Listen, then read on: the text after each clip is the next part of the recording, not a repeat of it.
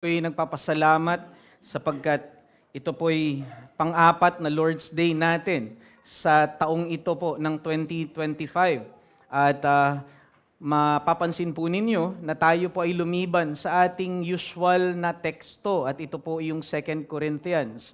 At ngayon po ay tinalakay po natin itong Hebrews chapter 4. And we thank Brother Ezek, Preacher Ezek, for his labor dito sa passage ng Hebrews at nadaanan niya na rin ito. Ngunit naniniwala po ako na magandang paalala sa atin na balikan po natin ang halaga ng Sabbath keeping o yung tinatawag na Sabbath theology. Meron po tayo sa taong 2025 ng 52 weeks. And I pray that this preaching will be able to be a challenge to us so that in those 52 weeks in the year 2025, bilang isang kongregasyon, tayo ay ingatan ng Sabbath. May we be kept safe as we keep the Sabbath. Tayo'y ingatan ng Sabbath sa patuloy din nating pag-iingat o pangingilin ng Sabbath. Mga kapatid, ayon po sa isang kilala na theologian na si Sinclair Ferguson, ang Father's Day daw po ay weekly at hindi daw po ito yearly or every June.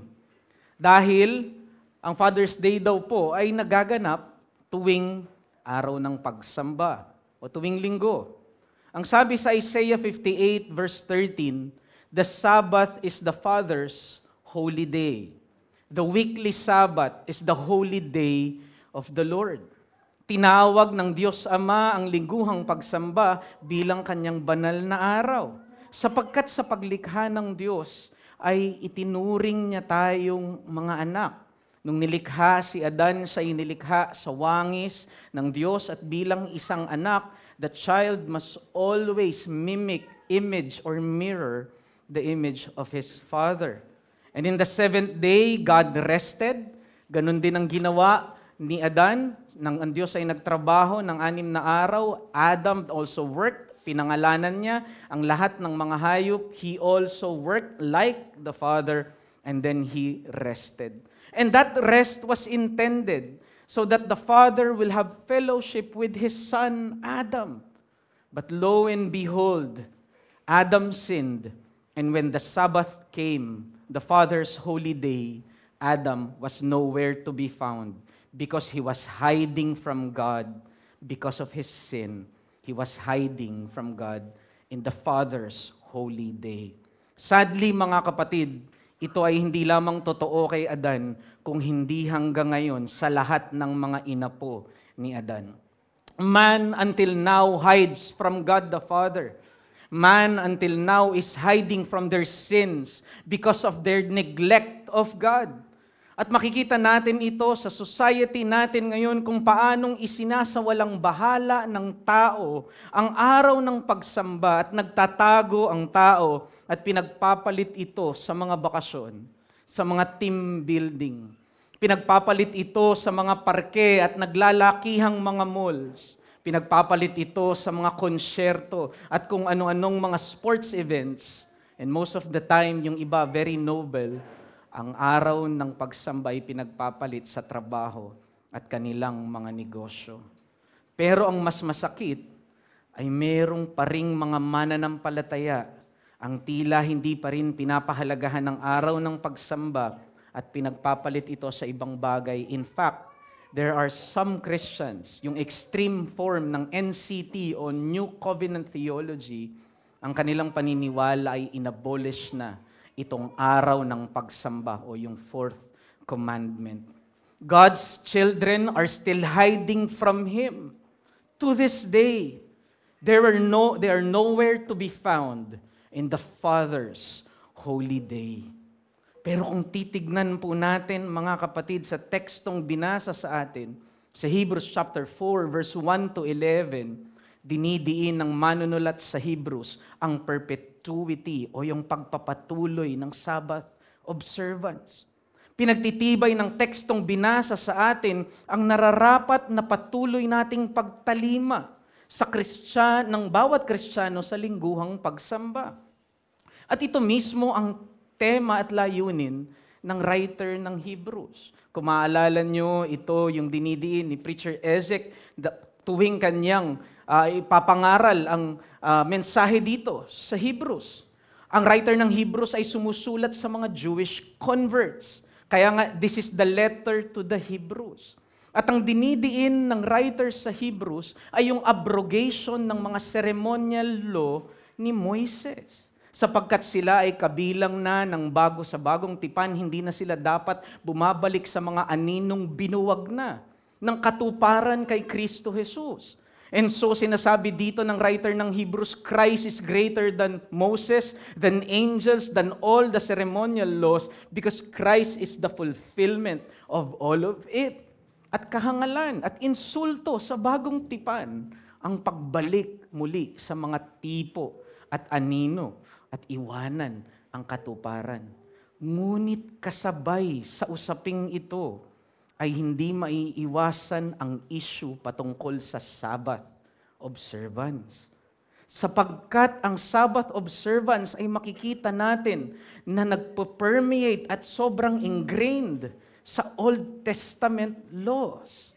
And so hindi maiiwasang maisip ng mga Hudyong ito na naging mananampalataya, nakasama ba ang Sabbath observance na inabrogate at sinasabi na hindi na dapat ipagpatuloy? Ngunit napakaganda ng diniin dito ng writer ng Hebrews, sapagkat ito ang sinabi niya patungkol sa lingguhang Sabbath o pagdating sa Sabbath observance. In verse 9, there still remains a Sabbath rest. There still remains a Sabbath observance for the people of God. Napakahalaga po ng salitang yon. Nananatili pa rin ang Sabbath observance. The word used there is sabbatismos. Yun po ay isang Hebraic word. Ang Hebraic word po is a Greek word, ngunit merong Hebrew origin. Kaya nga, makikita natin na every time na ginagamit yung salitang sabbatismos, 9 times that was used in the New Testament, this pertains to the repetitive, weekly Sabbath observance. Now, we must distinguish this from verse 1, 3, 5, and verse 10 and 11 na kung saan ginamit doon yung salitang rest. Because when the word rest was used doon sa verse 1 to 11, particularly in verse 1, 3, 5, 10, and 11, the word used there is kataposis. At ang ibig sabihin ng kataposis is yung final, full rest. Therefore, what the writer of Hebrews is saying here is dinidistinguish niya yung weekly Sabbath observance doon sa final and ultimate rest na meron tayo. And that is somehow quickly dismissed sa ating mga mata because we are not Hebrew readers, nor are we Greek readers. Pero makikita natin na sadya ang pagkakagamit ng writer ng Hebrews, ng Hebraic word na ito na sabbatismos, o weekly repetitive Sabbath, upang linawin sa mga Jewish converts na ito, na sa kabila ng pagkakabuwag ng seremonyal na batas ni Moises, at sa kabila ng pagbuwag ng anino ng lumang tipan, hindi kasama dito ang kautusan ng lingguhang Sabat. There still remains a Sabbath or a Sabbatismos, a Sabbath observance for God's people. And that is the message, brothers, na gusto ko lamang idiin sa umagang ito. Mga kapatid, tandaan po natin, nananatili pa din sa bagong tipan ang kautusan ng pangingilin ng lingguhang pagsamba o lingguhang Sabat, lalo sa mga bagong tipang mananampalataya kay Kristo. Inuulit ko, nananatili pa din ang kautusan ng pangingilin ng lingguhang Sabat sa bagong tipan, lalo na sa mga bagong tipang mananampalataya kay Kristo. Now, it is important for us to be reminded that central sa usaping ito ng Sabbath observance o ng Sabbatismos, mga kapatid, ay walang iba kung hindi ang Panginoong Hesukristo. Ito ay dahil sa kanyang natapos na gawa, sa kanyang kamatayan at muling pagkabuhay, at sa kanyang muling pagparito. Sapagkat sa unang pagparito ng ating Panginoong Hesus, kanyang pinasinayaan o kanyang pinasimulan ang bagong nilikha through His resurrection. Ngunit sa kanyang muling pagparito, kanya rin namang lulubusin o He will consummate that final rest so that all the saints and all elect participate. Mga kapatid, sa unang punto, through the Sabbath, we are able to look back, to commemorate yung resurrection ng ating Panginoong Hesus. And I want you to see that in verse 10, at yan ang key verse natin at verse 14. Sabi dito sa verse 10, and ang ginamit kong translation ay KJV at NASB. Basahin ko yung translation na ito. For He, or the one who has entered His rest, has Himself also ceased from His work as God did from His. Kung bakit ko po kinuha itong translation na ito, kasi ang ESV, ang ginamit niya, for whoever, or for who anyone. And I think I disagree with that translation, sapagkat yung whoever is a general, kahit sino o sino man, ngunit yung particular na ginamit na word na pronoun dito ng ESV, ay ng NASB at KJV, is for he, or for the one. The Greek word used there is ho. And I believe tumutukoy yun sa ating Panginoong Hesukristo, hindi kung sino man. And so the translation would be, for He, the one, Christ, has entered His rest, has Himself also ceased from His work, as God did from His. And the proof that we can support there, I believe, is in verse 14. Sapagkat sinabi dun sa versikulo 14, ang tinukoy dun ay yung pagpasok ng ating Panginoong Hesus sa heavenly tabernacle. Since we have a high priest who has passed through the heavens, Jesus, the Son of God. So ibig sabihin, ang tinutukoy dito ng writer ng Hebrews, for He, the one who has entered His rest, has Himself ceased from His work as God did. Ito'y tumutukoy sa ating Panginoong Hesukristo. Hindi ito general, rather ito ay particular. And so the point of comparison stands between God the Father and Jesus Christ. If God the Father kinumpare doon sa verse 11, sa verse 10, sabi doon, for He who has entered His rest has Himself also ceased from His work as God did from His. Merong parallelism doon. Ang tinutukoy doon na nag-rest ng una ay walang iba kundi ang Diyos Ama. Pinasinayaan niya, nagtrabaho siya sa pamamagitan ng paglikha niya ng first creation. And when God rested after 6 days, siya ay namahinga at umupo sa kanyang trono ng kaluwalhatian. Ganyan din ang comparison sa ating Panginoong Hesus. Tinrabaho din ng Diyos ni Kristo sa pamamagitan ng kanyang pagkakatawang tao, ng kanyang kamatayan, at muling pagkabuhay, ang pangalawang paglikha.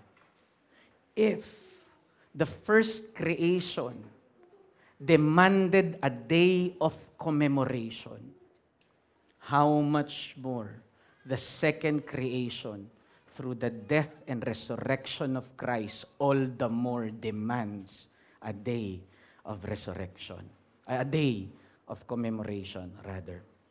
Tandaan natin, mga kapatid, nagtrabaho ang Ama upang pasimulan ng unang nilikha, at pagkatapos nito'y pumasok siya sa kanyang kapahingahan. Therefore, the first Sabbath ay nangyari sa 7th day, o yung araw ng Sabado. Ngunit, ang Panginoong Hesus, sa kanyang kamatayan at muling pagkabuhay, kanya ding tinrabaho na likhain ang pangalawang nilikha, at pumasok din siya sa kanyang kapahingahan. And that is the first day of the week, o the new creation. kung paanong ginugunita natin ang pasimula ng unang nilikha sa pagpasok ng Ama sa kanyang kapahingahan, ganyan din natin dapat higit na gunitain ang pasimula ng ikalawang nilikha sa pagpasok ni Kristo sa kanyang rest. And that is how verse 10 really makes sense. For He, Christ, has entered His rest, has Himself also ceased from His works, as God did from His. Mga kapatid, hindi ho ba kung ang unang paglikha ay naghahanap at nanghihingi ng araw ng pag-alala, higit ang ikalawang paglikha kay Kristo Jesus. Meron tayong tinatawag na mga linggo na pagkabuhay. At ito ay ating ginagawa, hindi ho ba, lalo na sa mga Roman Catholic, no? Tuwing Semana Santa. Pero ang sinasabi po ng writer ng Hebrews, ang totoong muling pagkabuhay ay linggo-linggo. Ang araw ng komemorasyon ng muling pagkabuhay ni Kristo ay hindi lamang isang beses sa isang taon sa Semana Santa. Ang sinasabi ng writer ng Hebrews, ang linggo ng pagkabuhay ay dapat ginugunita natin tuwing araw ng linggo sa araw ng pagsamba. What Christ has done in His first coming is indeed age-altering, epoch-changing. May pinasimulan ng Diyos. Meron siyang ginawa at binago. And the gospel bore witness to this. Alam natin na may 4 na libro, there are 4 books of the gospel, referencing Matthew, Mark, Luke, the synoptic gospel. At merong pang 4 na gospel, at ito'y walang iba kung hindi yung book ni John. Sa synoptic gospel o yung magkakatulad na gospel ni Matthew, Mark, and Luke, makikita natin na diniin ng 3 witnesses na ito ang halaga ng first day. Sabi sa Matthew 28 regarding the resurrection of Christ, now after the Sabbath, toward the dawn of the first day of the week, Mary Magdalene and the other Mary went to see the tomb, and behold, there was a great earthquake. For an angel of the Lord descended from heaven and came and rolled back the stone and sat on it. In Mark 16, the same is what the Mark attested. When the Sabbath was past, Mary Magdalene, Mary, mother of James, and Salome bought spices so that they might go and anoint him. And very early on, the first day of the week, when the sun had risen, they went to the tomb. Luke 24, the same thing. But on the first day of the week, at early dawn, they went to the tomb, taking the spices they had prepared, and they found the stone rolled away from the tomb. Mga kapatid, from Matthew, Mark, Luke, dinidiin nila na may significant, may halaga itong first day of the week, Sunday, as the day of Christ's resurrection bilang araw ng bagong nilikha. Si John, binanggit natin, anong contribution ni John dito? Napakahalaga. Because it was John who recounted kung paanong 2 beses nagpakita si Kristo sa kanyang mga disipulo at kailan niya ginawa yon? First day of the week. In John chapter 20, verse 19, on the evening of that day, the first day of the week, the doors being locked where the disciples were for fear of the Jews, Jesus came and stood among them and said to them, "Peace be with you." When he had said this, he showed them his hands and his side. Then the disciples were glad when they saw the Lord. And then in verse 26, anong sabi doon? 8 days later, another day, nag-reappear ang Panginoon. That is again, first day of the week. 8 days later, his disciples were inside again, and Thomas was with him. Although the doors were locked, Jesus came and stood among them and said, "Peace be with you." Brothers, there is something here na dinidiin ng mga disciples at mga witnesses that is earth-altering, age-defining. Sa unang araw ng linggo, At ito ay ang pagpapasimula sa pamamagitan ng pag-rise ni Kristo sa grave, sa pamamagitan ng kanyang resurrection. Nagsimula na ang bagong nilikha. And that's our point, hindi ho ba kanina? If the first creation deserved a day of commemoration, how much more the second creation deserves a day of glory and commemoration. Sabi ni Gerhardus Voss sa kanyang Dogmatics, he commented on this. Let me read and I quote, "We do not sufficiently realize the profound sense the early church had of the epoch-making significance of the appearance and especially the resurrection." So binabalikan dito ni Voss, hindi lang yung appearance na sinabi ni Matthew, Mark, Luke. Ang sinasabi niya, even ay yung resurrection, ang binabalikan ni Voss dito, even yung appearance na ginawa ni Kristo na first day of the week. The later was to them nothing less than the bringing of anew, the second creation, and they felt that this ought to find expression in the placing of the Sabbath with reference to the other days of the week. For if the one creation required one sequence, the other required another. Ngunit hindi ho ba itong nagiging problema sa ating mga mananampalataya? Tila hindi tayo nagkakaroon ng mabigat ding pagpapahalaga at hindi natin nakikita na importante pala itong araw ng pag-alala sa natapos na gawa ni Kristo sa kanyang resurrection at sa kanyang pagpapasimula ng new creation. Kadalasan, maski mga mananampalataya, pinagpapalit ito sa madaming mga bagay sa mundo. Sa mga, kagaya kanina, naglalakihang mga mall, mga parke, mga team building, o mga bakasyon, o even mga family events. Pinagpapalit natin yung isang bagay na pinagbuwisan ng buhay ng mga apostol sapagkat kinikilala nila na sa araw na ito muling nabuhay si Kristo at nagsimula na ang bagong nilikha. Brothers, we take time to commemorate the sacrifices and death of our heroes. Meron tayong Rizal Day. Meron po tayong Bonifacio Day. In fact, ang gobyerno natin ay nagdedeklara ng holiday. And we must observe that, hindi ho ba? Sapagkat every time nag-o-observe tayo at kino-commemorate natin ang araw ng kamatayan at sakripisyo ng ating mga bayani, kinikilala natin ang kanilang sakripisyo and we honor them. Kahit nga hindi ho ba yung mga death anniversary ng mga mahal natin sa buhay o yung mga birthday nila, we remind ourselves of it and we take time to commemorate it.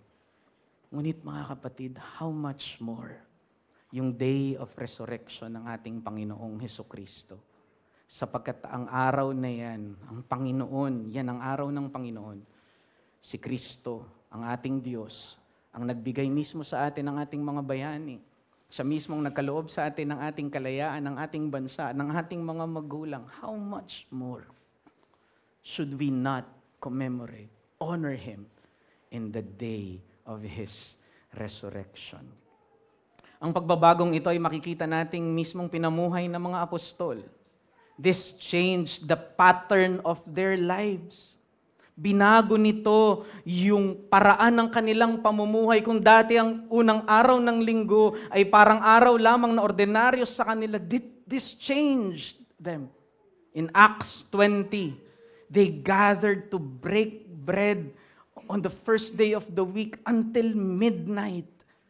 Ang sabi doon, verse 7, Acts 20, on the first day of the week, they were gathered together to break bread. Paul talked with them and he prolonged his speech until midnight. Ito ay lifestyle changing. Yung muling pagkabuhay at itong araw ng pagsamba. Ito rin ba ay masasabi mo sa iyo bilang mananamba ni Kristo? Ang araw din ba ng pagkabuhay at pagsamba kay Kristo ay binabago din ba nito yung pattern ng iyong buhay? In 1 Corinthians 16:2, the works of benevolence, ito ay nagaganap again in first day of the week. Paul said, on the first day of every week, each of you is to put something aside and store it up as he may prosper, so that there will be no collecting when I come. And even John himself, nung nandun siya sa island of Patmos, anong sinabi niya doon? I was in the Spirit on the day of the Lord. And John is making reference dun sa Isaiah 58, na kung saan sinabi ni Isaiah, the holy day, the Sabbath is the day of the Lord. Dito ang sinasabi na ni John, Sunday is the day of Christ. It is now His. It is claimed by Christ. It is His day. Just as the Lord's table is the table of the Lord, John is saying, Sunday is the day of the Lord. He claimed it with His blood. He claimed it through His death and resurrection. It is His. And we must give what is due to Him and honor Him and adjust our lifestyle, adjust our pattern of living according to Him who we say that we love, we adore, and we surrendered our full obedience.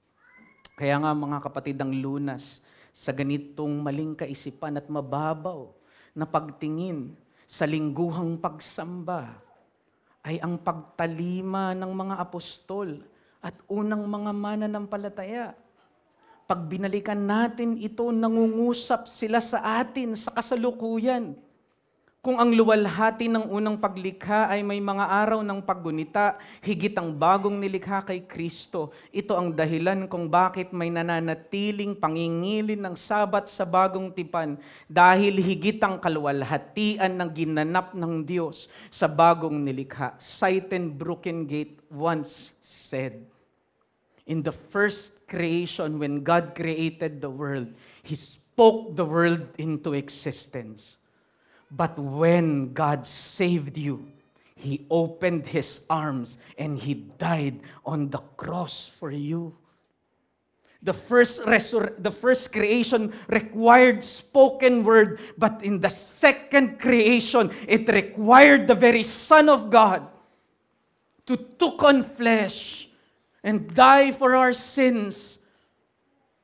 If the first creation required a day of commemoration, how much more must we honor the day that we received our forgiveness, the day that our God became flesh and died for us to cleanse us from our sins and to save us from the wrath to come. Indeed, there remains a Sabbath rest for the people of God. Because through the Sabbath, we commemorate. Through the Sabbath, we look back to Christ's resurrection. He entered His rest, and He ceased from His work as God did from His in the first creation. Kaya nga, ang challenge lamang sa atin dito, mga kapatid, linangin nawa natin sa ating mga puso ang malalim na pagpapahalaga sa unang pagparito ng ating Panginoong Hesus. At lingguhang paglingon, magkaroon tayo ng lingguhang paglingon sa bagong nilikha bilang patunay ng buhay na pananampalataya natin at tunay nating pag-ibig sa Diyos. Kapag tayo po ay nagmahal, inaalam natin kung ano yung gusto ng ating mga iniibig or iniirog, hindi ho ba? Hindi naman tayo pag nagmahal, ito yung gusto kong way para mahalin ka. Ito yung tsokolating gusto ko na ibigay sa'yo. Ito lang yung bulaklak na gusto kong ibigay sa'yo. Dito kita gustong dalhin na restaurant. You always ask the object of your love, what flowers do you like? Ano yung interest mo na tsokolate? Ano yung gusto mong pagkain? Paano mo gusto kang mahalin? Ngunit ang Diyos ay hindi naiiba dyan. Ang Diyos din na nagsabi, ganito mo ko mahalin, ipangilin mo ang araw ng pagsamba. Hindi yung ikaw ang masusunod kung paano mo gustong mahalin ng Diyos. Gusto ko once a month lang, Lord, or every other week lang kita mamahalin. God has said that you must love Him with all your heart And He showed that in the fourth command, keep the rest day holy. This is how you love me. Ngunit mga kapatid, hindi lamang yan ang dinudulot ng Sabbath. Through the Sabbath, we are able to commemorate, but also through the Sabbath, we are able to anticipate. We are able to look forward to the return and the future glories na meron tayo sa ating Panginoong Hesukristo. In verse 1 and 2, yan yung magiging key text natin sa second point natin. And let me just read this to you. In verse 1, sabi dyan, the promise of entering God's rest still stand, lest any of you fail to reach it. Sinasabi dito ng writer ng Hebrews at ang kausap niya dito ay yung generation ng mga Jewish converts. Ito na yung mga dating mga Hudyo na parte ng lumang tipan, ngunit dahil sa pangangaral ng salita ng Panginoon sa pamamagitan ng mga apostol in Christ's resurrection, sila na ngayon ay hinahamon ng writer ng Hebrews to reach and enter the rest of God. At sila ay kino-compare ng writer ng Hebrews doon sa first generation ng mga Israelites na galing sa Egypt. Kung tatandaan natin, mga kapatid, may dalawang generation yung mga Israelites doon sa wilderness. The first generation was the generation who failed to enter Canaan sapagkat sa kanilang disobedience at katigasan ng ulo. It was the second generation of the Israelites, yung mga anak, who was able to enter yung Canaan. And so, tinatawag silang Joshua generation. And I think nabanggit ito ni Brother Esek sa kanyang pangangaral noon. At ang sinasabi ng writer ng Hebrews, that promise of rest, of entering God's rest, still stands. Paano yun? Tapos na yun na, nakapasok na sila. Nandun na yung next generation. Ang tinutukoy pa rin ba niya yung actual na land? Of course, no. He is talking about final eschatological rest. At typology lang yung doon sa kaysa generation ni Moses. At pagdating sa verse 11, sabi niya, let us therefore strive to enter that rest, that no one may fall in the same sort of disobedience. Immediately, makikita natin dito, kasi pansinin po ninyo, sa verse 3, in case, nag-struggle din po ako dito, ang sabi dito sa verse 3, di ba sa verse 1, let us strive to enter that rest. Pero pansinin nyo pagdating sa verse 3, for we who have believed enter that rest, as He has said, as I swore in my wrath, they shall not enter my rest. Pagdating sa verse 3, ang sinasabi ng writer ng Hebrews, tayo na mga nanampalataya na nakapasok na. So, bakit ganun? Ang sabi niya, therefore, we must strive to enter that rest.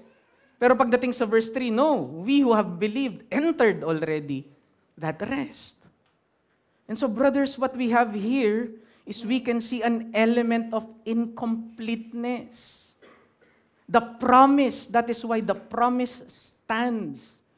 Kasi ang ibig sabihin, we must strive for completion. Meaning, the path and the promise of rest is there, at tayo'y nilalakaran natin yun, but the goal is to reach the fullness. Ang goal ay makapasok sa completion. Ngunit ang tanong dito, ang mahalagang tanong dito sa atin, ano ba yung relationship nung path o nung promise doon sa complete entrance o doon sa fullness? Anong meron dito sa path or doon sa promise na nagdadala sa atin at nag-a-usher sa atin tungo doon sa fullness o doon sa kaluwalhatian? This is the relationship of the partial and the fullness, the foretaste and the completion. And doon magme-make sense yung sinabi that there still remains a sabbatismos, a weekly Sabbath observance, sapagkat yun yung promise, yun yung path. And then the final rest is the entry doon sa eternal na kapahingahan kay Kristo. That is why the writer of Hebrews used the word kataposes, the final, full, complete rest. And the relationship between the promise and the fullness is that the promise is an emblem. The promise is a foretaste that gives us a glimpse week by week by week by week. And so, because we are seeing the foretaste, we are having a taste of what it will be like in the fullness of entry in the rest of God. We are carried by it in joy. We are carried by it in the pleasures of God, not out of just duty, but out of joy in Him. And that is how, by keeping the Sabbath, you are kept safe by the Sabbath itself. Ang sabi ni Gerhardus Voss, one of the greatest companion for our pilgrimage that God has given us is the weekly Sabbath observance. Brothers, the weekly ushers us to the final because the weekly is the emblem and a foretaste of the final. And that is why pagdating sa mga passage ng apostasy, pansinin po ninyo, and this is crucial, in Hebrews chapter 10, pagdating sa passage ng pagtalikod sa Diyos, ano yung ginamit ng writer ng Hebrews? Nasa context siya ng weekly worship. Anong sabi doon? How much worse punishment do you think will be deserved by the one who trampled underfoot the very blood of the Son of God, the Lord's Supper, and has profaned the blood of the covenant by which He was sanctified, and has outraged the Spirit of grace. The only way para ma-explain natin yung ganitong tindi ng pakikihati ng isang apostate sa banal na Espiritu, the only way that we can explain na kung paanong nakihati sa dugo ni Kristo yung isang apostate na hindi naman talaga mananampalataya is not through losing salvation, but through the context of weekly Sabbath observance. They were there, listening to the power of the Holy Spirit being preached. They were there, partaking of the Lord's Supper. They were there. But they trampled underfoot the very blood of Christ. And so, naniniwala ako dito sa book ng Hebrews, permeating dito, the backbone of this letter, patungkol ito sa weekly Sabbath, patungkol ito sa kahalagahan ng weekly observance ng mga mananampalataya na hindi binuwag sa kabila ng pagbuwag ng mga ceremonial law ni Moses. Pinapakita lamang nito na ang pinal na kapahingahan ay bagay na panghinaharap pa at hindi pa nalulubos. Dahil dito nananatili pa din ang sagisag ng lingguhang Sabat o pananambahan. Dahil hindi pa nakararating sa pinal, therefore hindi dapat i-abolish ang partial. How can someone say that the Sabbath, the emblem is no more? No.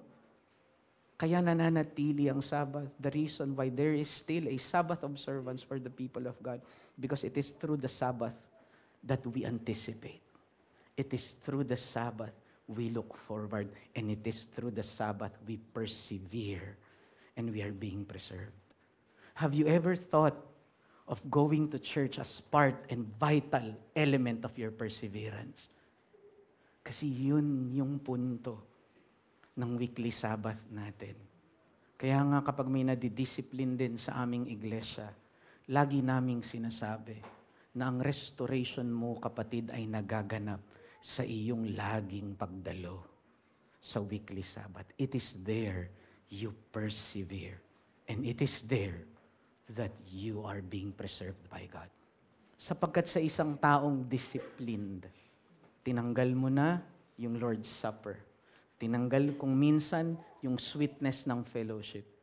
Pero paano ka magpapatuloy? Paano ka mananatili? Every week, come to the very presence of God and there, worship Him. And anticipate heavenly glory and forgiveness and restoration to you sa weekly Sabbath. Remember, the partial will only cease when the final has come. And tayo po, mga interadvental Christians tayo, nasa period tayo, nung first coming ni Christ hanggang sa kanyang second coming.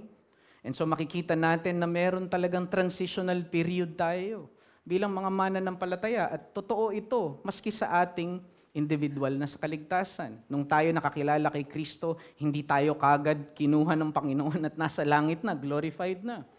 When we were saved, dumaan tayo sa pagpapawalang sala at lalo na yung mahalagang parte ng ating kaligtasan, which is yung sanctification. It's a process. It's a process in progress. And there is a sense that in the Christian life, we still have to persevere to enter the final rest. And part and parcel of this perseverance to enter that kataposis, that full rest, is the weekly Sabbath observance or Sabbatismos. And that is why there still remains a Sabbath observance for the people of God. Permeated ng perseverance ang book ng Hebrews, and I think na-demonstrate na ito nung pinangaral ito ni kapatid na Esek sa atin, from chapter 3 to chapter 4, hinahamon ng writer ng Hebrews yung mga Jewish converts na ito into Christianity na mag-persevere. In chapter 3, ang sabi ng writer ng Hebrews, look to Jesus, the apostle and high priest of our confession. In chapter 3, verse 6, hold fast to your confidence and hope. In chapter 3, verse 12, take care lest in unbelief you fall away. In verse 14 and chapter 3, hold to your original confidence, firm to the end.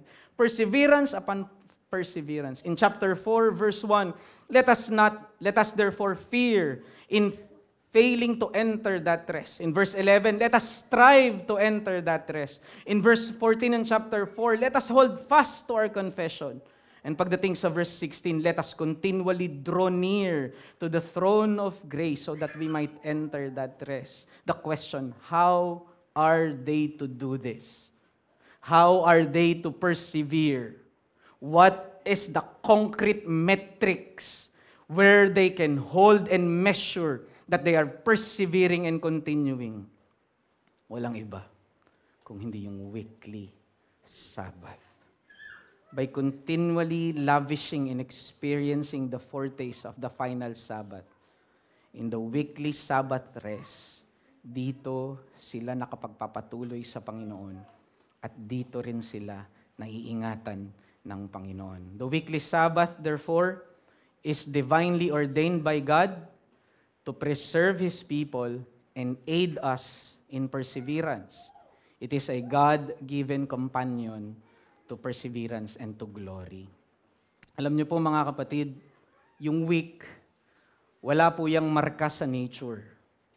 Lahat po ng mga seasons natin ay merong marka sa nature. Example, yung isang araw, yung pagsikat at paglubog ng araw, minamarkahan yan ng isang araw. Another, yung months, may marka yan sa nature. Yung phases ng moon, half moon, full moon, and so dyan natin binasa yung months. Yung isang buong taon or 365 days, may marka yan sa nature. At ito yung buong pag-revolve ng earth sa sun. Pero yung week, wala kang makikitang marka sa nature. How can you divide it? Some divided it into 10.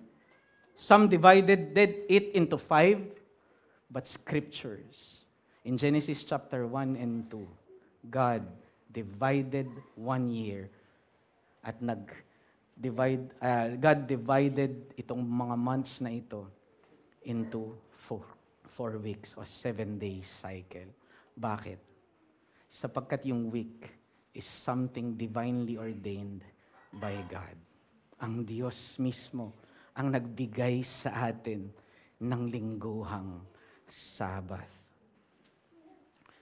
Ngunit kadalasan, di ho ba, nabibigo tayo, nakilalanin na ang lingguhang pagsamba ay mahalagang elemento pala ng preservation at perseverance natin kay Kristo. Ang Diyos mismo ang nag-akda nito na magkaroon ng week. Just imagine, God is taking care of you For this whole year of 2025, for 52 weeks, iniingatan ka ng Panginoon. Slowly, week in and week out, Christ is preserving you. Alam niyo po mga kapatid, ito yung dahilan kung bakit sinasabi natin lagi na ang pagsamba o ang Lord's Day ay hindi circular o paulit-ulit. Lagi naming pinapaalala sa RBCM na ang Sunday o ang Lord's Day ay hindi natin dapat tinitignan na paikot-ikot lamang. Rather, we must look at the Lord's Day as something linear. May beginning ito at meron tong ultimate end.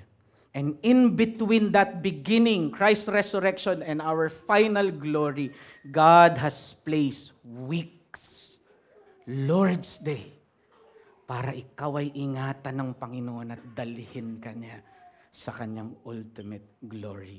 And therefore, as you keep the Sabbath is keeping you safe. Brothers, nung kami po ay pumunta sa Leyte, naalala ko lamang po na kami po ay sumakay sa isang bangka at sa magkabilang parte po ng tanawin, ibang-ibang makikita mo. Dito sa aming bandang kaliwa, makikita mo yung open seas. Wala ka pong makikitang taguan doon at lugar na kung saan makakapagpahinga ka kapag lumubog yung bangka, pag doon ka napunta, tiyak po, mamamatay ka doon at malulunod ka. Pero pag tingin mo dito sa iyong kanan, makikita mo island after island after island after island. And that is comforting. Sapagkat alam mo kung ano mang mangyari, may isla ka na pupuntahan. And brothers, higit yan sa ating mga buhay. Ang Panginoong Diyos din natin ay naglagay ng island after island after island of rest upang habang naglalayag tayo sa ating Kristiyanong pamumuhay, humarap man tayo sa 6 na araw ng bayo ng bagyo sa ating buhay, meron tayong hinihintay na isla ng kapahingahan na kung saan doon ino-nurture, palalakasin, iingatan tayo ng Panginoon until such time we end and we enter that ultimate rest.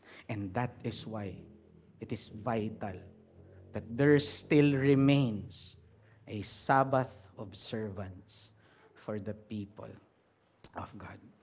And so bilang pagwawakas, mga kapatid, let me just draw 2 quick applications. First, Sabbath theology, therefore, preserves and steers up faith. Sabbath theology encourages perseverance and steers up faith. Bakit?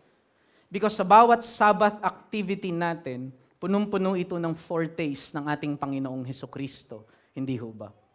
And that is why the writer of Hebrews is filled with phrases, look to Christ. Look to Christ, the author and finisher of your faith. Where can we look to Christ? We can look to Christ through the weekly Sabbath.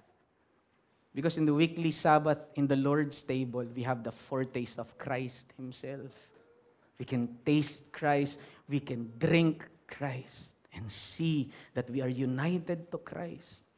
In the Sabbath rest, we pray and we have a foretaste of that communion with Christ, the triune God. In the Lord's Day, kapag tayo umaawit at nagkakaroon ng fellowship, we have that eternal, we have the foretaste of that eternal sweet communion with one another and with God. And every time the word is being preached, we have that foretaste of that eternal freedom from sin and growth in righteousness. Hindi ho ba napakasarap tuwing may pangangaral ng salita ng Panginoon? May patikim ka na darating ang panahon. Ganon tayo.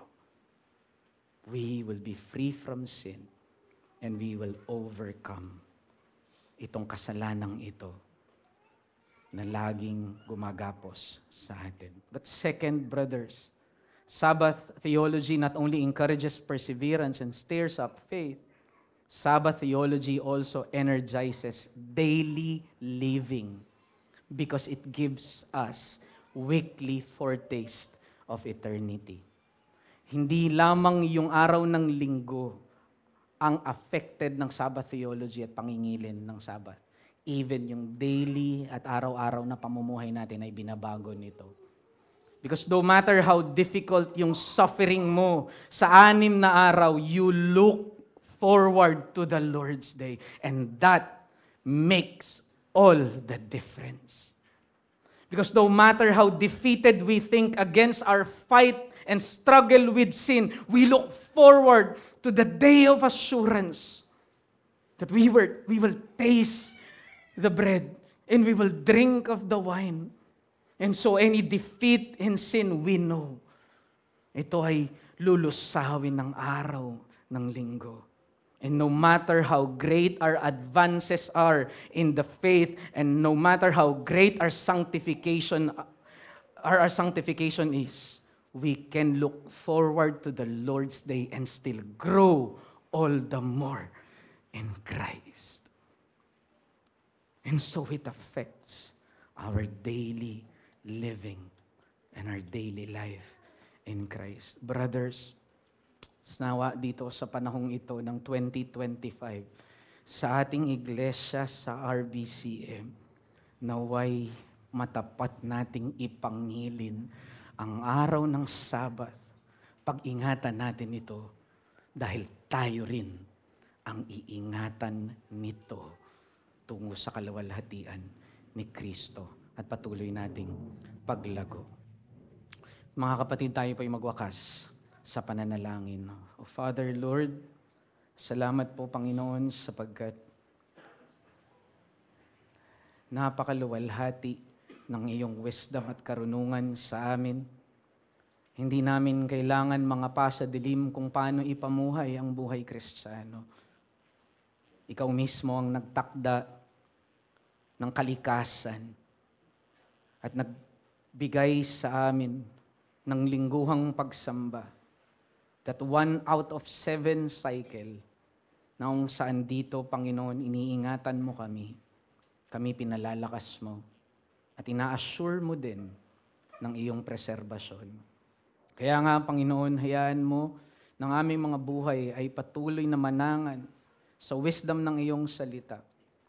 At nawa, Panginoon, anumang tila defeat, anumang tila suffering, anumang tila advancement namin na iniisip namin sa mga nakaraang araw, we have the day of the Lord to grow more. And we have the day of the Lord to assure us that despite of our failures, we are your children. And we are assured that despite of our sufferings, tinuldukan mo na. At ikaw mismo ang nagsuffer para sa amin upang ang suffering mismo ay gawin mo para sa aming kabanalan at para sa iyong kaluwalhatian. And so, Lord, O Christ, the Lord of the Sabbath, may you be glorified in our lives, both now and forever. Amen.